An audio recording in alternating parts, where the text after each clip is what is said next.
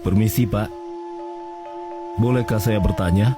Oh ya, silakan. Siapa orang yang paling miskin di daerah ini, Pak? Itu orang yang tinggal di gubuk itu. Kenapa kau mencari orang paling miskin? Saya punya penyakit dan hanya bisa sembuh jika minum di rumah orang yang paling miskin di suatu daerah. Terima kasih, Pak. Sama-sama. Ada-ada saja penyakitnya. Itu lebih parah daripada penyakit gila.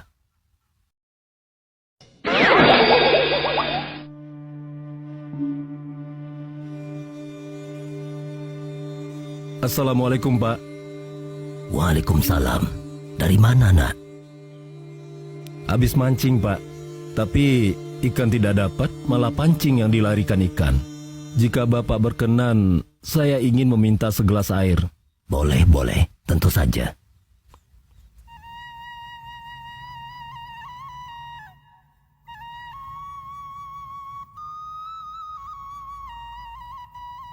Ini.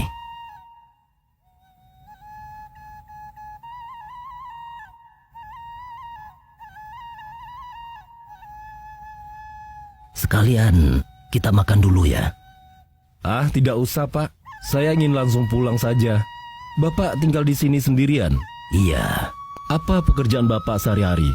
hanya kuli upahan, nak. Kalau hujan, apa atapnya tidak bocor? Bukan hanya bocor, tapi juga mencret seperti orang diare. Apa tidak ada bantuan, Pak?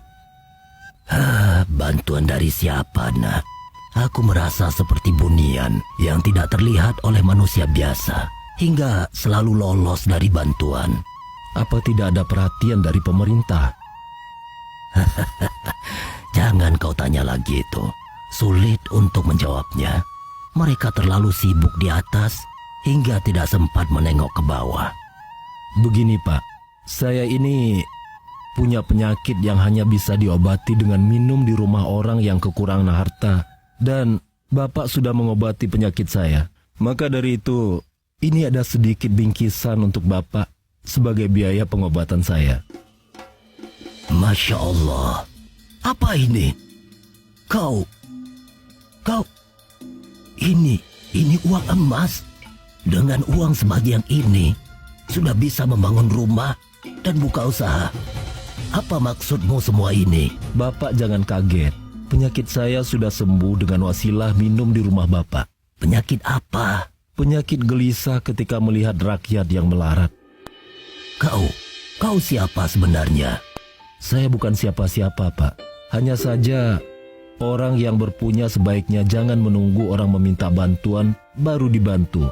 Bagi saya, memakan hak orang lain tidak hanya mencuri dan menipu, tapi larut dalam kedudukan tinggi dan kemewahan dan membiarkan orang menderita, itu namanya juga memakan hak orang lain. Karena dalam harta kita juga terdapat hak orang lain yang dititipkan Allah kepada kita. Dan ketika kita sedang berpunya, lalu bertemu dengan orang kekurangan, itu bukanlah suatu kebetulan. Bisa jadi Allah sedang menyuruh kita untuk memberikan hak orang tersebut yang ada pada kita. Jika kita tidak menemukan orang yang patut dibantu, maka carilah. Jika kita melihatnya, lalu kita diam, maka sungguh hati kita sudah buta. Masya Allah. Siapa kau sebenarnya, nak? Saya adalah pelayan rakyat, Pak. Apakah kau Sultan Syam? Lupakan saja siapa saya, Pak. Saya hanya wasilah belaka yang menjalankan tugas. Jangan pernah bertanya, masih adakah orang baik di dunia ini? Seolah dunia ini hanya dipenuhi oleh orang pelit. Orang baik banyak, tapi memang jarang ditemukan. Jangan tunggu sampai orang minta bantuan. Jika kita punya kesanggupan, bantulah. Karena dalam kesanggupan kita, ada hak orang lain yang Allah titipkan pada kita.